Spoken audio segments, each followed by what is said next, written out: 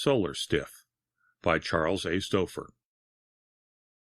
Phobos 5 gazed at the white expanse ahead, trying to determine where his ship would crash.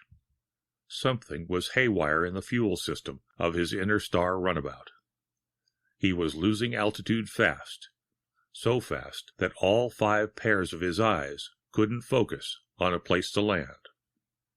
5 pairs of arms, each pair about 3 feet apart on the log-like body, pushed buttons and rotated controls frantically, but to no avail. In a few short minutes it would be all over for Phobos 5. Even if by some miracle he remained unhurt after crashing, he would die shortly thereafter.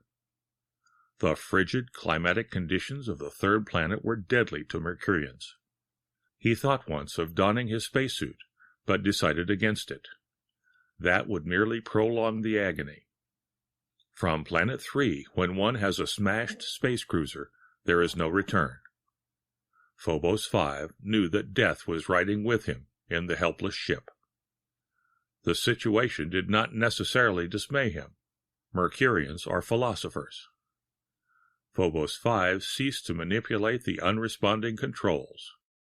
Stretching his trunk-like torso to its full 20 feet, 4 heads gazed through observation ports at the 4 points of the compass, while the remaining head dulcitorily watched the instrument panel. Since die he must, Phobos 5 would meet his end stoically, and 5 pairs of stumpy arms folded over 5 chests in a coordinated gesture of resignation. Phobos 5 thought fleetingly of his wife, Lingua 4, and remembered with some annoyance that she was the author of his present predicament. A social climber, Phobos 5 thought to himself, but aside from that, a good wife and mother, in addition to being a reigning beauty. Lingua 4 was tall even for a Mercurian. Already she had scaled 7 dregs, or, in Earth terms, 14 feet, and was beginning to show evidence of a 5th head. 5 heads were rarely found on females, and Phobos 5 was justly proud of his good fortune. In all Mercury, at the present time, he knew of but 2 females possessing 5 heads, and soon Lingua 4 would be a third of her sex to be thus endowed. Yes, thought Phobos 5, a woman to be proud of, for today, after 3 vargs of marriage, the memory of her thin trunk with 4 pairs of eyes laughing mischievously filled his 5 brains with flame. Slim as a birch, she stood in his memory, and 8 eyes whispered lovers' thoughts across space and time. Phobos 5 recalled his 5 minds from their nostalgic reverie and gazed at the contour of the earth that was rushing up to meet him. White, blazing white, reflecting the rays of the midnight sun covering the region as far as the eye could reach. Good, thought Phobos 5, the polar regions. That means the end will come quickly. 1 or 2 seconds, at the most, of that bitter cold would be enough. Turning away from the windows, Phobos 5 let his thoughts return to Lingua 4, to Phobos 2, his son, and his home on the first planet from the sun. Ah, that is the place to live, thought Phobos. The temperature is an unchanging 327 degrees, just comfortably warm, where one can enjoy a life of warmth and ease. Too bad that he would not live to see it again. 30 vargs, he reflected, is such a short life. With luck, perhaps he would have lived to see 100 vargs slip by, and perhaps in time he would have added 3 more heads, and 5 dregs in length to his towering trunk. He thought of Phobos 2, and wondered idly if his son would also visit the barbarian worlds to collect data for Lingua 4. He wished that he could have seen more of Phobos 2. That's an up-and-coming lad, he thought. Not quite 2 vargs old, and 2 heads already. Yes, indeed, he's quite a boy, Phobos 5 remembered proudly. Maybe his mother will keep him at home instead of running him all over the universe to get material for her committees. He wished that Lingua Four would settle down and be content as a housewife, but he doubted that she would. Social ambition was boring like a termite under her bark. Lingua Four was determined to be the First Lady of Arbor, the capital city of Mercury. To this end, Lingua Four had labored unceasingly. She was president of half the women's clubs on Arbor. She could always be depended upon to furnish the best in new and diverting subjects. She headed almost all the committees, for aid or research, on any type of problem. It was owing to Lingua Four being president of the Committee for Undernourished Arborians that Phobos 5 was making this ill-starred trip. His purpose was to capture a few of the upright, divided-trunk animals that inhabited the third planet. They were to be transported to Mercury and given over to scientific study as to their edible qualities. If it were found that the divided-trunk creatures were fit for Mercurian consumption, the problem of undernourishment would no longer exist, since the supply of divided trunks was seemingly inexhaustible. Mercurians had made expeditions to the third planet before, and every report concluded with divided trunk creatures increasing in number. Privately, Phobos 5 doubted the possibility of using the divided trunks for food, since the last expedition once again reported a complete lack of captives due to the frail and tenuous bodies of the divided trunks. Then, too, transportation and preservation opposed a tremendous problem, not to mention the difficulty of trying to eat something that might vaporize on your fork. But then these questions may never arise, he decided, for of all the reports perused by Phobos 5, not one expedition had succeeded in bringing a divided trunk to Mercury. All reports were read to the last letter by Phobos 5 before assembling equipment for his own trip.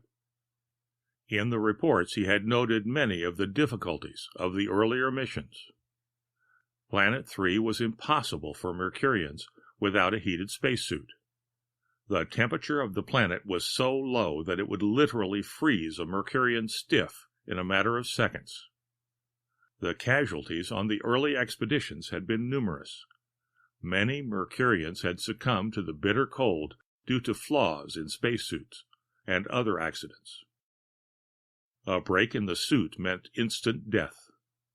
The victims of such mishaps were invariably buried in the isolated, sparsely inhabited polar region to avoid alarming the divided trunk creatures. It was strange, mused Phobos 5, that the divided trunks were seemingly unable to bear the slightest increase in temperature. Their bodies disintegrated upon contact with a Mercurian. Some were roped and dragged from a distance up to the doors of the spaceship, but no inhabitant of Planet 3 had been closer to Mercury than the airlock of the space cruiser. As the divided trunk people were dragged into the airlock, warm air from the ship would be pumped into the lock to dispel the frigid air of Planet 3. As the warmth of Mercury enveloped the divided trunks, they became quite red, began to melt, and finally dissolved into a gaseous state, leaving a small pile of ashes and a disagreeable odor in the airlock that sometimes lingered for days. Phobos 5 believed that he had a solution for these obstacles in the path of scientific study of the divided trunks. He had decided to use guile in place of strength. For this reason he had come alone and in a small space runabout to put his solution to the test. But his solution now could never be tried, he remembered morosely. In the aft compartment, Phobos 5 had constructed a refrigeration plant. By maintaining a constant degree of frigidity, he hoped to deliver a pair of each species of divided trunks to Mercury. He hoped especially to capture a complete set, and perhaps a few over to make up for breakage and losses. As to what form of subsistence the divided trunks were accustomed to, he had no idea whatsoever. he had intended to bring samples of earth, vegetation, and anything else that might have suggested a source of food for the divided trunks. The thought, too, had occurred to him that possibly the divided trunk creatures ate one another. On the possibility of this, Phobos 5 had determined to capture 3 black ones, 3 white ones, 3 yellow ones, 3 browns, and 3 reds, and 3 of any other color he might find. He rather doubted that more colors or combination of colors existed. All previous expedition reports had mentioned only the 5 colors. However, Phobos 5 had determined to keep several eyes open on the off chance that he might find a new and different species. His refrigerator was modeled along the architectural lines of the dens of the divided trunks. The main room of the refrigerator opened to the outside of the ship by means of a small airlock. A Mercurian-size airlock was not needed for the divided trunks, as few had been found to be much over 3 dregs in height. Winches and cables to pull the divided trunks into the refrigerator were installed in the refrigerator room itself to avoid burning the divided trunks with hot cables from other parts of the ship. In addition, Phobos 5 had cunningly devised a refrigerated trap.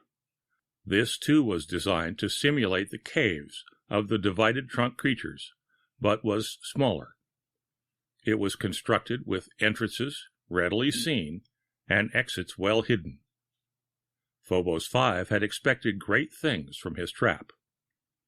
He had conceived of the idea after reading the report of a Mercurian expedition that explored the dens of the divided trunks at some place marked Coney Island. According to the reports, the divided trunks showed no hesitancy in entering these types of dens. In fact, the writer of the report gave it as his opinion that the divided ones perhaps played games in these sorts of caves. It also mentioned that some of the dens were equipped with flat, shiny surfaces that cast reflections or images. Phobos 5 had incorporated the image-making surfaces into his trap design. A pity that all this effort might be wasted, thought Phobos, as he once more turned to the observation port to check his remaining distance from the planet's surface. Seeing that his time was short, Phobos 5 turned all 5 faces forward in the Mercurian gesture of disdain for death. A moment later came the shock. A week later, the proprietor of a novelty shop in Fairbanks watched 2 natives, with their dog team, pulling something log-like through the snow toward the trading post. Turning to a customer, he remarked, "Here comes Kitch and Aku dragging another totem pole. Guess that Kitch must be the biggest liar ever produced by the Eskimos. He tried to tell me that totem poles fall from the sky. Says he can always find one when he sees it fall, because it's so hot it melts the snow around it. Personally, I think he should be elected president of the Liars Club, but I'll buy the totem pole anyway. Those pesky tourists always whittle a chunk out of my totem pole for a souvenir. I'm glad he's bringing me another one," the storekeeper concluded. "The one he sold me last year is about whittled away." The end of Solar Stiff by Charles A. Stopher.